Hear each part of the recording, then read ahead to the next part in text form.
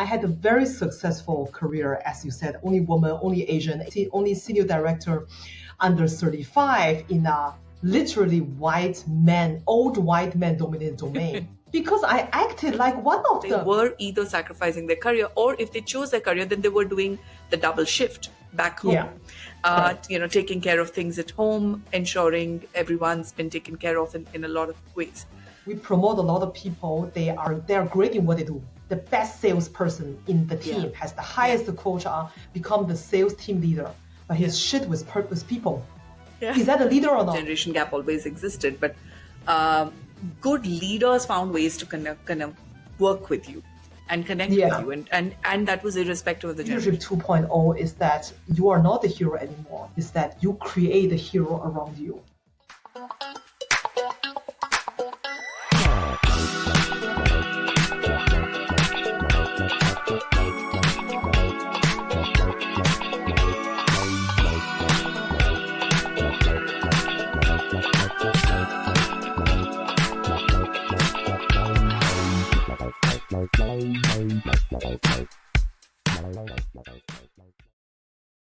For the last few months, I've been part of multiple discussions that are talking about what leadership means in the current context.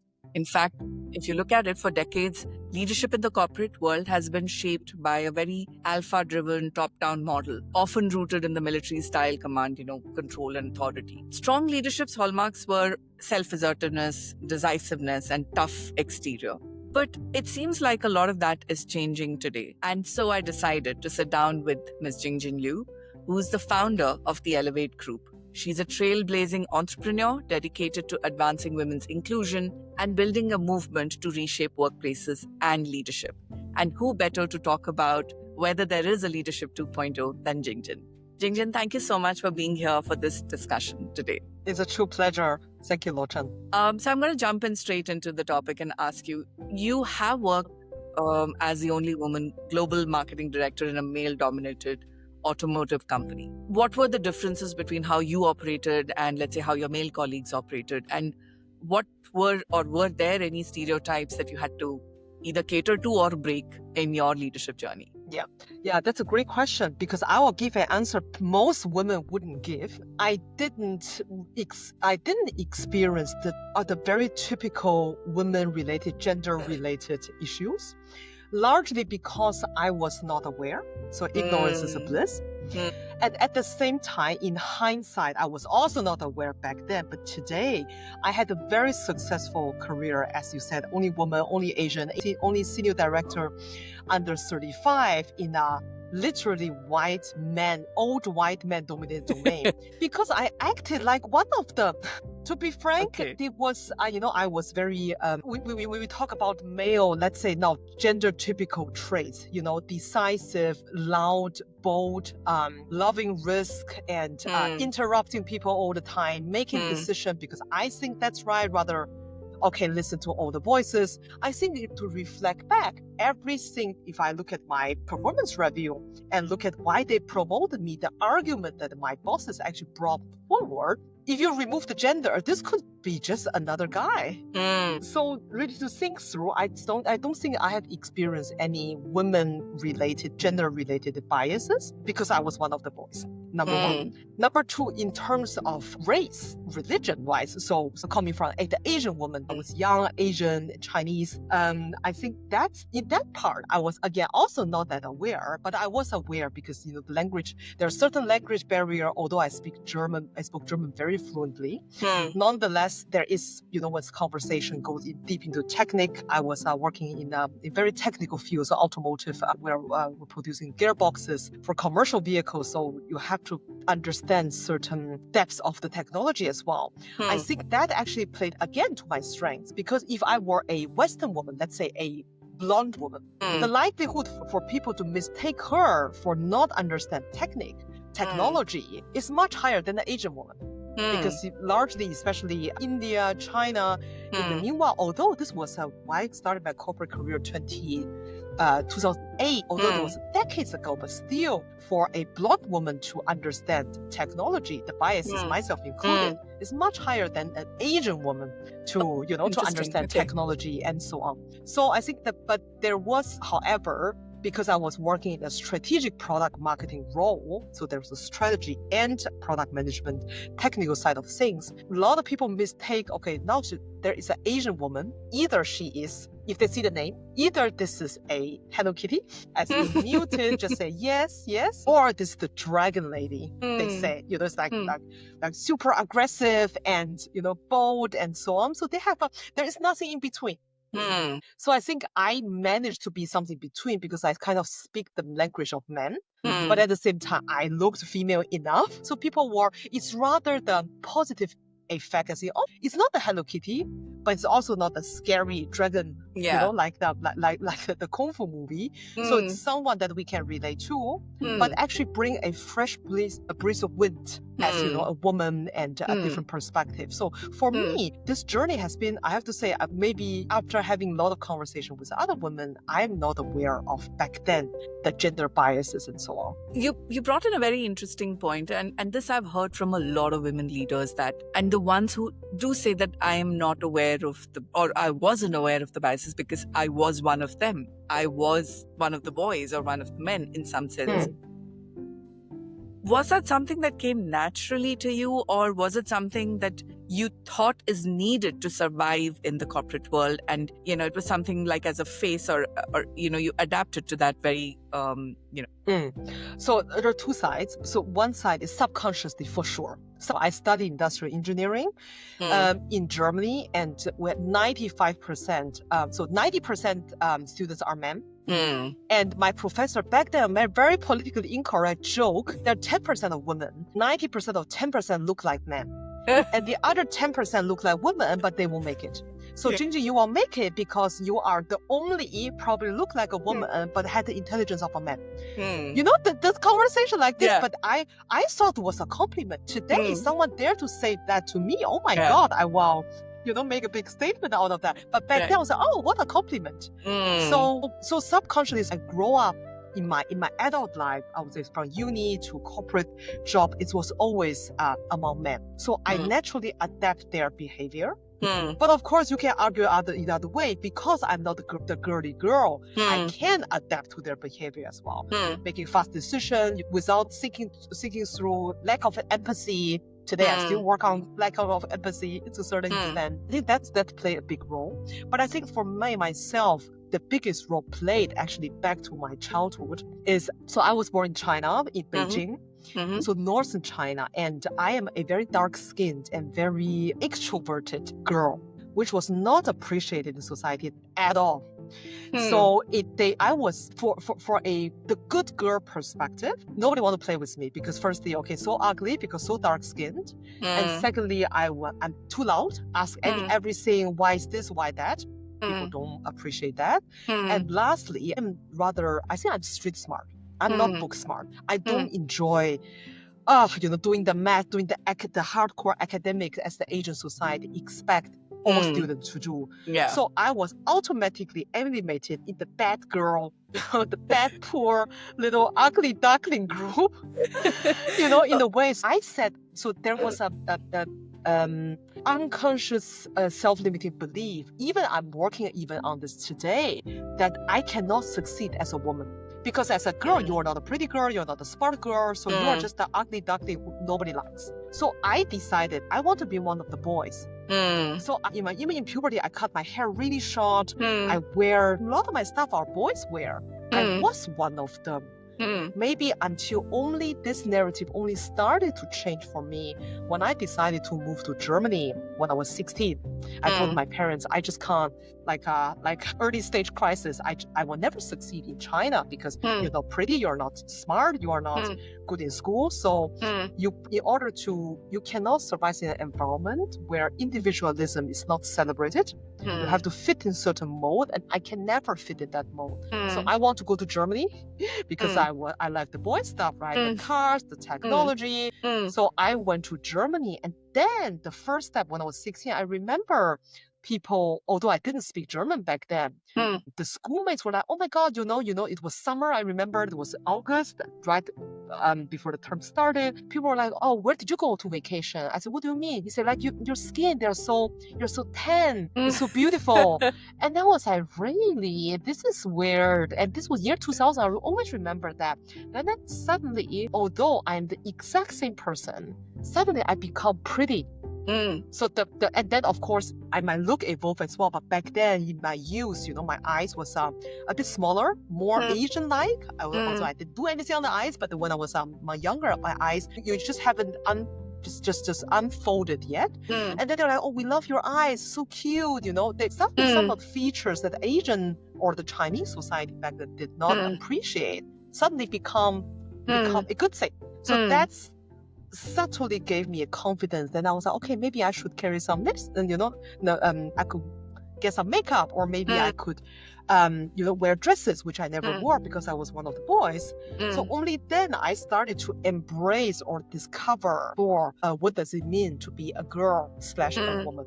So then, meaning that 16 years in a way that I convinced myself, or society convinced me, you're one of the boys. Yeah. And you cannot succeed. I can so relate to this because this is exactly what I went through. So, dark-skinned girl growing up in the northern part of India. So, of course, India has a lot of facial feature differences across the region. But growing up in the northern part, if you're fair, is the pretty standard. So you're supposed to be light-skinned, soft-spoken.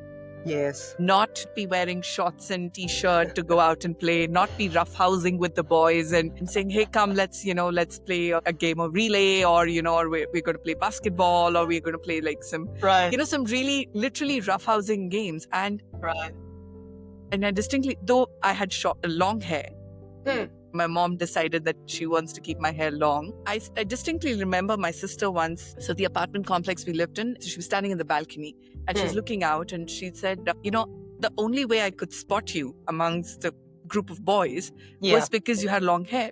Because you were just dressed exactly like the boys. You were standing like them. You were behaving like them. Posing like them and so on. And the fact that I was loud, had an opinion, and I was also very physically very fidgety. So I would climb things, I would break things. So all of that energy. And it's almost like the way you spoke, except I didn't move to Germany, but kind of like life evolved for me in some sense. And people, it's surprised, weird, but at some point I started hearing in my corporate life that, oh, you're getting this project because you're pretty.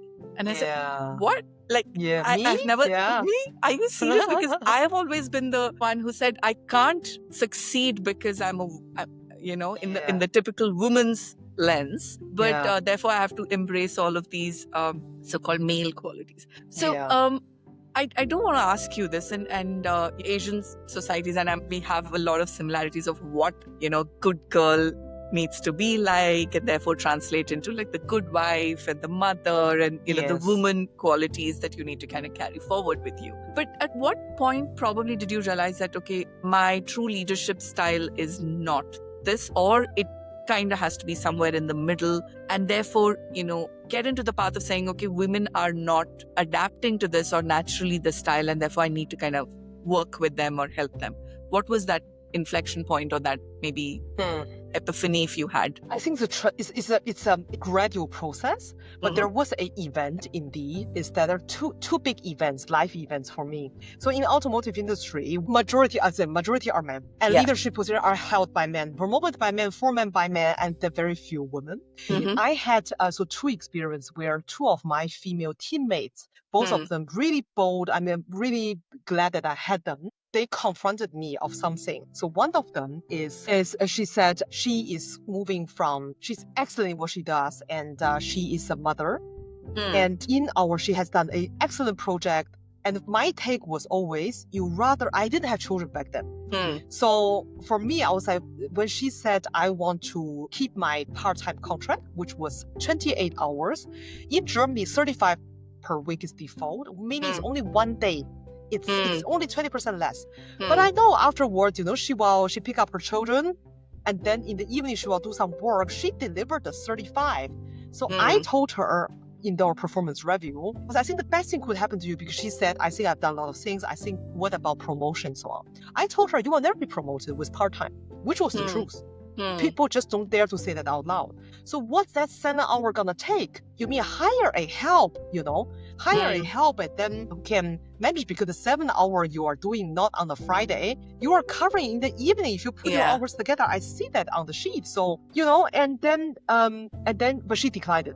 She had a good reason. She said, the time that I spend every day is just gonna be a little less, because the only person who is gonna remember that I work all these hours in 20 years is going to be my daughter. I think that had an impact on me. I was like, but I couldn't relate. And I was very selfish. I was very disappointed, because I thought, I want to promote someone else. Yeah. But she's not. She has everything has everything that could make made other men look like, she eat them for breakfast. But she's not willing to do that. I was disappointed and angry. Well, I tried to understand. And then I think I started to degrade her, because I was, in performance review. I said, okay, she's not willing to do it. So I didn't even fight. So, and then the next performance review was clear that she's not going to get promoted. I think she was partially quite disappointed as well, because that's all the work she has done, and she has just because of the part-time should be. And then so my narrative was exactly what I said. And then she said, Jingjin, you think that you have made it, but because your circumstance actually made it. You have no children, no liability. All you know is work. If women like you get promoted to the C-suite, that's not a progression. That's no progress for women. That's just progress, the better version, a different version of man in a woman's face. She said that it was in German, in a much eloquent German, and she was very angry, emotional, but everything was so on point. And I remember that until today. That was the first point. I was like, she is right. Because majority of the men who we see eye on eye, they have a wife at home who take care of everything for them. Everybody in my C-suite, everybody in the senior leadership, their wife is either part-time or doing some freelance work. None of them had a stellar career. All of them had enabled their husband's career so they could be there. These men are, I would say, average. They were very excellent, but they are much better women in the company. But because they played that role for other men outside of the company, so they could never excel. So, and then I look at, there are still some few women who have, made to the C-suite. If you look at them, either they have, there are only 3 kinds. Number 1 is no children, no husband, no nothing. Obviously, I mean, like an older version of me. The second kind is a no working husband. Very rare, but husband is the houseman. In that And lastly, a small percentage that they come from a very, very privileged family, where family has like servers, gardeners, like butlers, and where they had the ecosystem in Europe.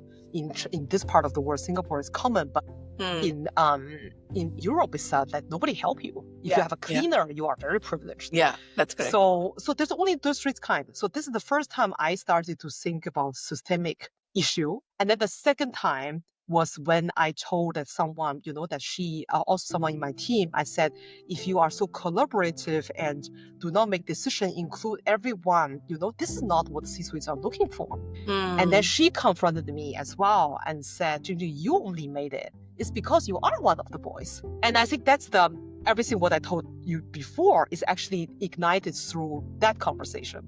So I think this 2 conversations gave me a huge, aha moment, saying, okay, it's not because you are special. It's because you have the circumstance like a man and you act like one of them.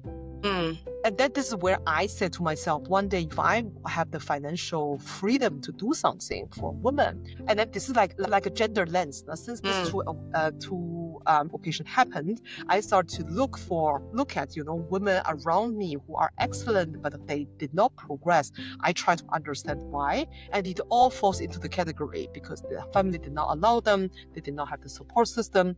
The system that support men to excel does not support them, does not care about their children, does not care about elderlies. And then I recognize anything to change cannot be the women themselves. It must be the system. Yeah. So the question that I have is, and I saw this growing up, so my My mom was a working lady, but she was a teacher, and she eventually rose to become like the headmaster and the principal of the school and so on. But I always saw her coming home to take care of my dad and us, So, and some way that instilled in me a lot to say that, okay, this is not the life I want, because she would wake up at 4 a.m. and she's on her toes from 4 a.m. till 10 p.m. And the morning 4 to 4:30, I still remember she would tell me that was my time to have my cup of coffee with a book because the house is quiet. Nobody's there. And that's the 30 minutes that she would steal from her life, literally for herself. And I know that a lot of women her generation, and even women probably who are a few years older, etc., than me, were making a lot of sacrifices. They were either sacrificing their career, or if they chose their career, then they were doing the double shift back home. Taking care of things at home, ensuring everyone's been taken care of in a lot of ways. But I'm also seeing a little bit of a shift that's happening today. I do see that their partners are probably being a bit more supportive with childcare, with housework, and so on. But still, the concept of how a leader should be still seems very, seems like it hasn't changed. Or has it? Do you see that the concept of leadership has changed, or is it evolving? Where is it on the spectrum today? I think leadership is a very big term. I struggle a lot with this term because I think we promote, generally, regardless of gender, we promote a lot of people. They are great in what they do. The best salesperson in the team has the highest quota, become the sales team leader, but he's shit with purpose people. Is that a leader or not? I mean, myself included, I was the best product manager when I started. I was very strategic. I know exactly which string to pull. When I become the team leader, I mean, it took a really long, in hindsight, I was very bad at managing people. Because I want to make sure that everybody, we succeed as a team. But I didn't do the emotional side of the things, or I didn't help them to become the best version of themselves. Every product manager had their own task at managing their own portfolio. Some of them are great, some of them are not so great. But instead of distributing the operational side of things, they are good. Some of them are good in operation. Let them manage that task and grow. To give people the equity to do things that they are good at and give them the tools that can make them succeed. I didn't understand that concept at all. For me, I was like, okay, I made it. It's rather, and I think this is still happening a lot today. You become a leader because you take responsibility and P&L is not about the people. It's about the company KPI. But that does not make you a leader. There's nowhere close leadership. You are just managing the task. You're managing people, managing tasks. You are not leading people. Well, if you say, no, there's a fire, let's go, who is going to follow you? I'm not sure. I think leaders are the one. I have some really great leaders in my mentors. If they say, Jingjin, I'm going to go there, are you following me? I will go without hesitation because they have built, they have helped me to become the version that I am today.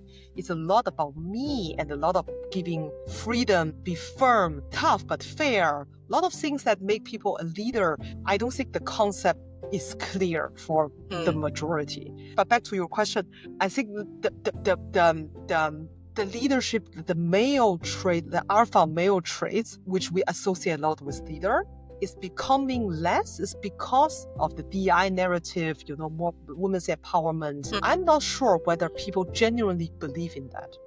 I think there is still today not enough evidence, like hardcore evidence as in KPI in one company saying having more women or having more diverse voices, having different kind of leadership will progress us further. Right. Because the male trait one, I mean, decisive, let's move forward, sacrifices, regardless what cost you carry, there's only the company and there's no family, you have to hustle. All these things is what men used to do. And that did bring the economy, everything forward. That's clear. But we will never know how the world would be if we had, from the beginning, let's replace all these men with all women. They're more collaborative. They don't care that much of bottom line, top line, but they care about the happy needs index of everybody, the well-being, the softer KPIs. We might be in a much better place, not economically, but the world might be in a much happier place. But Hmm. we just don't know. So We I think just the don't know. world is moving in the right direction to be more inclusive, trying to be more inclusive by imposing quota, more or less. Hmm. But I'm not sure whether the shaker and makers who hold economic power genuinely believe in this. Believe so. And that's a very important point. And the other thing that I also see a lot, and I'm sure maybe you've witnessed in the last few years with the whole startup ecosystem, right? Also has kind of promoted a lot of this hustle and, sacrifice culture. I remember 3 years ago, I met founder of like an early stage startup. They were in building a tech product. I don't recall what, but I distinctly remember this, that the person met me and he said, I like the work that you're doing. I also want to know more about like coaching and so on. And then he just said, this is the first weekend in 2 years that the entire team has taken off. Otherwise, we've been working all 7 days for the last 2 years. And I just smiled and I said, maybe, you don't need a coach. You just need to take 2 days off a week or, at least a day off a week and rest. And you will find time for yourself to breathe. And I laughed about it. But I also realized that that's the whole hustling, etc. also is, again, the same alpha male features kind of getting translated to a startup world. Earlier, maybe the larger corporates had systems to drive. Now they just have people to drive, and it's just a translation that's happening. But are you seeing that women-led startups are operating differently, or are you seeing they are also kind of following the similar path or formats? I think there is no one answer fits all. There are women-led startup. I have several girlfriends. They are in the Web3. They used to be Web3. Now they're the AI. And I would put it this way. It's not a man or woman thing. I think it's rather can I fit my startup into my lifestyle thing? So for example, the ones that are in very agile spaces like tech, AI, fast-moving spaces, the ones I know mainly are single. So they have the lifestyle. They don't want to have. It's a deliberate choices. I would say it's not rather okay. I sacrifice not to have a partner. I actually really want to have a partner. Really want to have a life. But instead, I'm doing my startup because this is the culture that tech startup own. It's rather I enjoy my lifestyle. I want to stay single. If a partner come across really great, but I'm not looking for it. My passion and mission and passion is to build something. I would not necessarily qualify that as hustle. However, of course, there are a lot of female entrepreneurs who have children, who carry the burden, doing the 2 shifts, still want to make something work. And I would rather say that's a deliberate choice. Sometimes 9 to 5 is just not enough. And the best choice we can make is probably if you work on your own startup, you can you can distribute time on your own terms. Yeah. But I think have worked every weekend. That's a very common theme, and it's not necessarily a bad thing if this is your deliberate choice. You don't think that is something I have to do, but it's rather this working through the weekend or working through a long period of times without rest is going to progress whatever I do to a larger extent. That's a deliberate choice. So I think there's no culture as such. At least this part of the world, I don't feel. I think people, especially women, if they make a decision to be in the tech startup scene, they have thought through what's the trade-offs. Yeah. The tougher, I think, if we were to have this conversation in the US, I think the pressure, in terms of fundraising, in deep tech stuff, I think that's a completely different world. But generally, startup speaking, I think the hustle as such is fading as well. Do you feel that with the incoming generation, there is who's probably placing a lot more emphasis on what my manager is offering me or what my founder is able to deliver beyond the product and growth? But they're also looking for a safe space. They're also looking for to also some extent having a little bit of a balance maybe in what they want to do. Is that shifting how leadership is, or how organizations are being viewed? I'm being conscious because of the leadership, but I'm just saying how organizations are shaping the way managers need to show up, or changing the expectations of managers because of how the incoming generation is coming in. What are you seeing? For sure. I don't know how though, because I belong to the older generation. I feel now, very general speaking, the next generation or the ones that we interview, for example, or the things I see on LinkedIn. Of course, all biased view. There's always two sides of the things, but this is only from my subjective view. I think the next generation, why there are so many I feel they demand before they deliver, and I think that's not a good sign. And I don't think company would necessarily bend to just because you demand, I'm going to give it to you, but you haven't delivered yet. Yeah. If you come into any company with this mindset, regardless how inclusive that company is, how brilliant that culture has, you will always find the downside of the things because you have to deliver first. This is a very, I mean, if you have an audience of all the Gen Z or Gen Alpha, they will be throwing tomato and eggs at me now. But I think that's the thing, is because I don't know anybody who has been successful in the traditional way, not the overnight billionaires, hasn't gone through hardship, heartbreaks, burnout. I'm not advocating for those, no, but these are things actually help you to build resilience, mentally, physically, stamina, to see things in the bigger picture. A lot of things, you cannot build any of these through softness. You know, and even you look at a diamond or a pearl, they are shaped when the oyster, the flesh is rubbing on the stone, so eventually round and round, a lot of painful process before it becomes a pearl, and that's no different. If you haven't gone through any of this hardship yet, and you already talk about balance, what balance are you talking about? Of course, on the other hand, the company side it's to the young people, okay, just dump everything on you, and then with no rest, or if you want to progress, this is what's gonna take, and it costs it the night. And of course, this is obviously not a sustainable way. And then this generation are less likely to just take it as our generation. Yeah. So there must be a coming together, in corporate, saying, okay, is this really necessary? Should we let's say prioritize the performance or face time?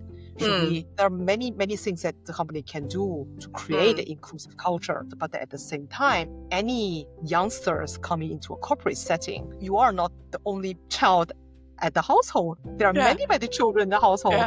So you better raise your hand and deliver before you can do anything. So in your experience, and you worked in Germany extensively, and now you're back in Asia as well. So what's the difference in the leadership styles? Does it vary by cultures and geography? And given that both economies still have companies which are largely male dominated, whether they're white male, Asian male, Indian male, they're still largely male dominated companies. But what's the leadership style difference or workplace style difference across these geographies that you have noticed? And are you follow up to that are you seeing similar differences coming in with the incoming generation, or are they more alike across geographies? So two questions there.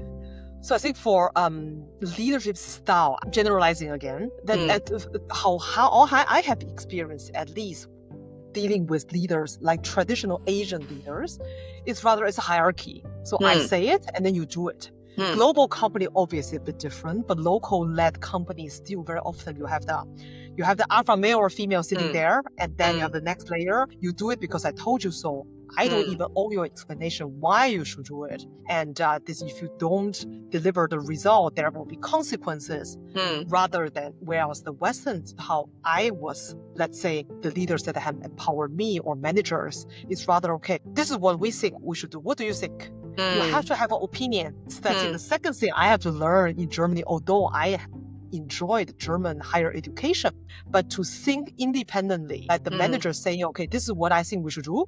This is the task of the higher management. What do you think now? To have an opinion, actually, to think or to disagree, saying, oh, I don't think so. I think these are the point from my perspective, and someone else will say something else. And then the leader or the manager actually need to find a way to either in Asia, this part of the world, that just have even if you have opinion, this is what we're gonna do. And then Western world, like, okay, let's weigh it out. Let's have a longer discussion, so we have a consensus at the end. So I think that the common thing, the willingness to reach consensus is very high.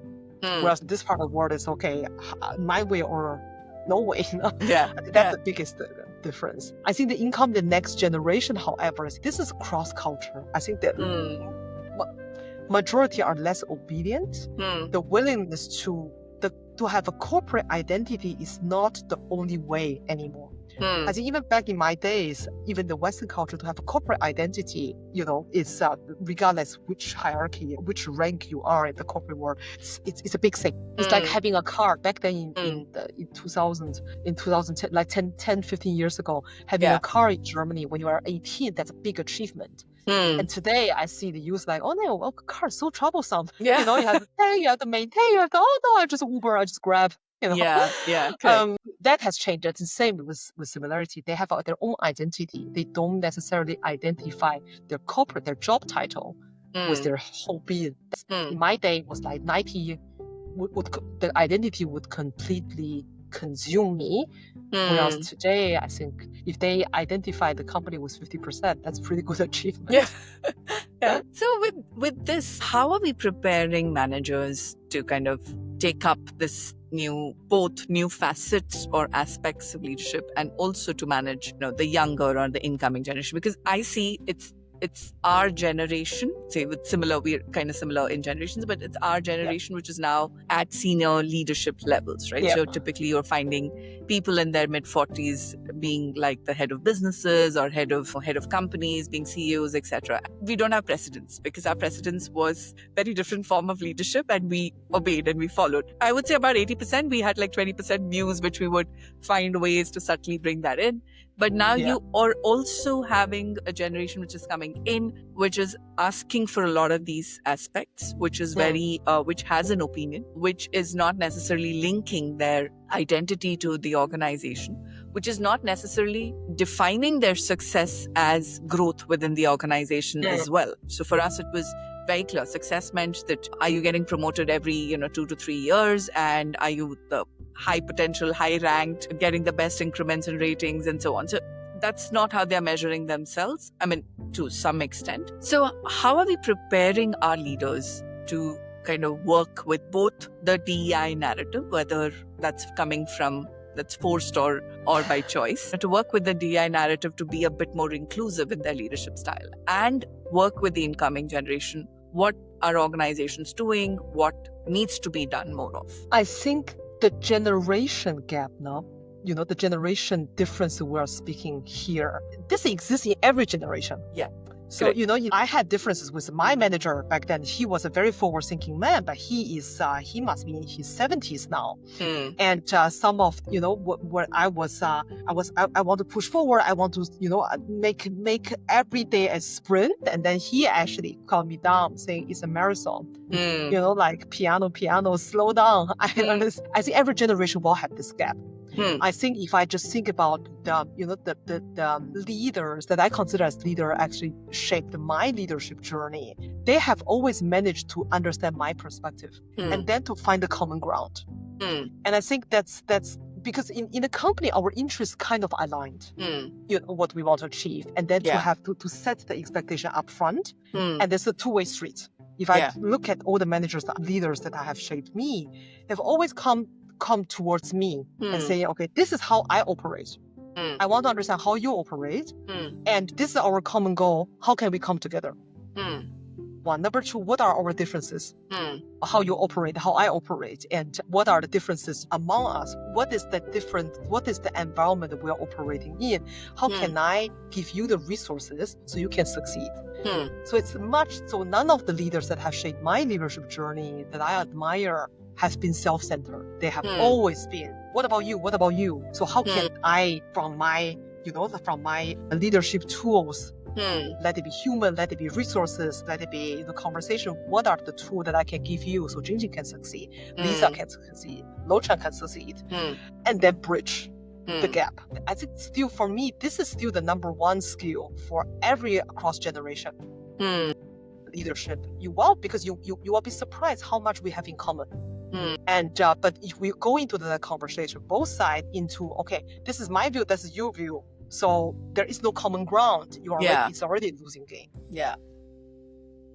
And that's a very interesting perspective as well, to say that, of course, generation gap always existed, but good leaders found ways to kind of work with you and connect with you. And that was irrespective of the generation. So they obviously had to make maybe a little bit of adjustments to how they, maybe what they received. And that's not what they kind of want to pass on and kind of take it forward and so on. And I think to add on this, I think ego is the enemy. There's Ryan Holiday, I'm a big fan of his books. It's called Ego is Enemy. Yeah. And I think if the majority of leader or managers would strip out ego and say, okay, how can I come to you? At the end of the day, we have this classical case. This lady is great, but she's very stubborn. She's like 22. She said, for me, working from home is default. And you want to have me unless, really client facing. Otherwise, I'm just not going to show up. So she shared this journey with me. And then the reason she actually have a sick brother that she needed to take care of, but she does not want that become a liability. So she said, because I'm this generation, I own my narrative. I don't owe you an explanation, but this is how we do it. So then she failed, actually. She changed 3 times the company until she came to one company of my friend. And then my friend, she said, I don't like this, but these are the things we need to deliver. Let's do a trial period, just 3 months. If you can deliver, we are close alignment, we find a way to bridge the gap, you can deliver, no question asked. And that they delivered. And this is just one of the examples. So they came across, and then later on, they actually become closer. And then she opened up, telling her about the brother. They were even more, even closer. So I think that it's this in the moment where you rip off your ego, whereas the first manager of her previous company, he said, it happened to be a he, and he said, no, the company rule is this. I cannot make an exception for you. And then you have like two sides just confronting. It's, everyone goes out as a loser in a way. In the process, you work a lot with women, and you speak a lot about women first owning themselves and their powers in the bedroom before they come to the boardroom. And I know you talk a lot about that. From a very leadership lens, what are the few things that you think women need to own for themselves before they come into the boardroom? And what are the few things that they need to be advocates of, or as behaviors kind of bring forward to really own the boardroom as well? You mean, do I understand the question correctly? You mean, what does women need to own in order to own their narrative in the boardroom? Own their narrative. So what do they need to do at both places to kind of being able to own their narrative? Yeah. I think number one is to go to therapy. To go to therapy to understand who you are, firstly. And secondly, why you want to own the narrative in the boardroom. Why you want to become a leader. This is not a woman or man thing. I see, but women has just, if you look at the starting line, we just started way behind men. It's historically based, and there is no debate about that. When you have been taught your whole life, be the good girl, don't make trouble. Yeah. Be the kind one, and then don't toot your own horn. All this narrative has, and then suddenly after the school years, you go to the workplace when you are 21, you suddenly need to advocate for yourself. Cannot. I think that's something that women need to completely relearn to say, okay, now in the workplace, then you have to start somewhere. You cannot, have been trained 21 years to do this, and then suddenly you go to the boardroom or the workplace and say, I want this. It's not in your vocabulary. So you have to build your vocabulary. But I think if I would have done something much earlier, it's actually to understand why do I want to become a leader? For me, myself, I want to own my narrative. I want to told back then very naively, fearlessly to the recruiter when my first job was at Siemens. I mean, that's a multi-billion, one of the oldest traditional company in Germany, biggest company in Germany. And I told them I want to be the first female Chinese CEO in DAX, so German stock registered company, without understanding what that means. Because for me, through therapy, I understood that I don't see Asian women, I don't see any role model, and I was not the girl who could succeed. So everywhere I see, I want to give Asian women the stage. I want to see an Asian woman on the stage, and if not me, who?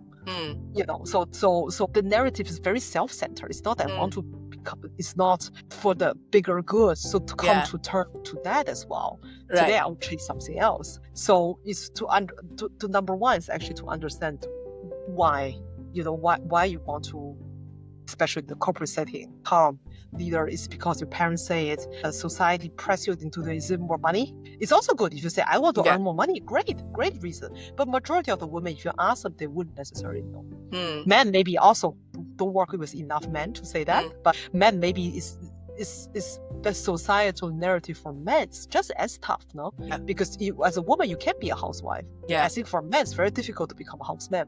It takes a lot of courage to do that as well. So for women in the bedroom, why is it important? If you say, okay, I have legitimate reason, I want to excel in the workplace, my assumption is that you have to start to have the genuine conversation, advocate for yourself at a safe space. And safe space number one that you can control is your family. It's your partner, it's your in-laws, it's your own parents. And these are also the people we are most fearful of. Yeah. As in to be vulnerable, because they see you in the good and the bad, the ugly. In social media, in LinkedIn, in your workplace, people see the best side of you. Yeah. So you actually fake. To a certain extent, we are all faking ourselves somehow. So to make the fake version advocate the real version, you have to make the real version advocate for who you are, and then be comfortable with your narrative first. Ask, who let it be emotional load with the children, or taking care of elderlies, or all the way to the real bedroom. When I talk about bedroom, people say, oh, she's talking about sex. Yes, I'm talking about, if you don't understand what pleases you, the sexual, in the intercourse context, how do you expect your husband or your partner to say, oh, this is how she like it? You have to advocate your need.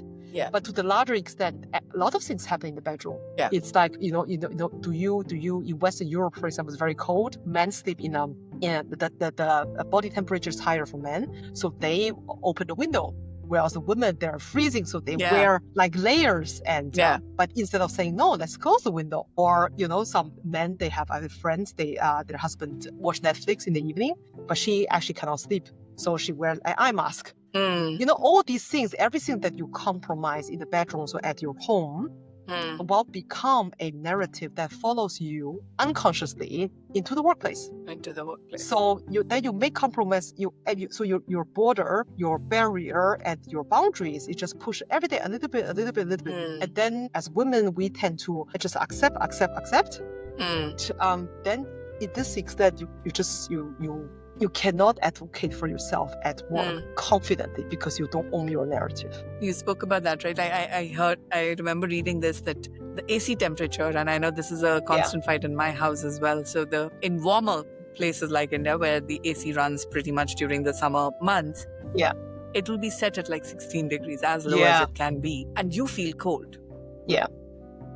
Body temperatures are different, you feel cold. And so you find, a lot of women just adjust without kind of putting up a fight or putting up their point of view and so on, and just all of those narratives. And I think that's a very valid point. If I do not know what pleasures me, or what am I seeking, or what satisfies me or makes me happy in my safe space, how will I know how to carry that forward? So my last question to you, Jingjin, is what is the definition of leadership 2.0? What does it look like? Tough question. I think for me, leadership 2.0, in my definition of leadership 1.0, is that, everyone follows you, that you are kind of the hero. That would be the leadership 1.0 for me. Leadership 2.0 is that you are not the hero anymore. Is that you create a hero around you.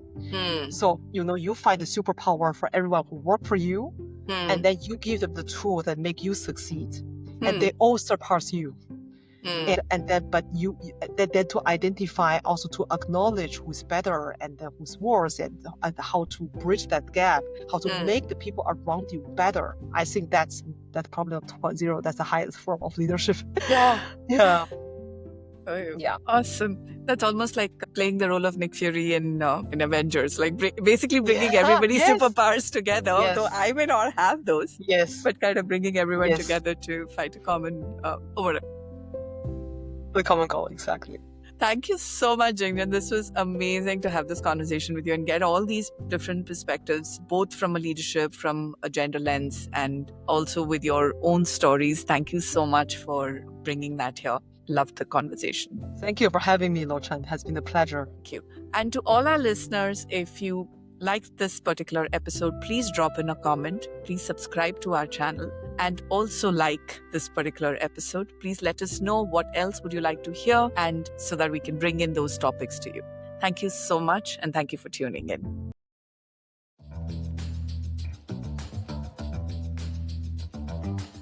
You often think that, okay, if somebody's 10 years older than you, you got respect.